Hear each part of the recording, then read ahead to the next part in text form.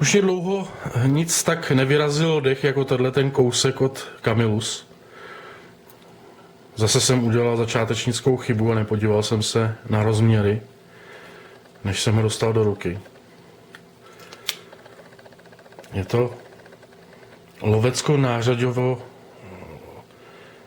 survivalo záchranářský nůž. Je to taková kombinace všeho možného a všechno v gigantických rozměrech.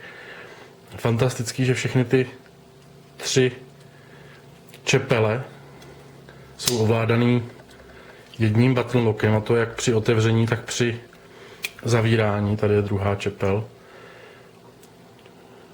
Trošku jinýho ražení než ta první. Ta první je taková lovečtější. A to skoro fileťák, je to takový nůž na ryby. Nebo i na jiný lovecký činnosti. A uprostřed je pilka. Opět ovládaná jedním button lockem. Tady je odmontovatelný kompasík, baterka. Tu bych oželel na každém noži.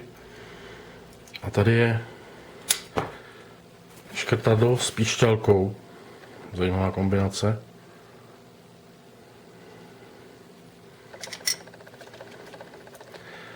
Celkově to je gigantický nástroj, poměrně slušně vybavený. Konkuruje tříželízkovým loveckým zavírákům typu Beretta, Remington, Browning. A přitom má něco z nářaďáků a něco ze survival nože nebo rescue nože. Není tady třeba teda rozbíječ oken. Takže lovecký zavírací speciál, použitelný i pro přežití.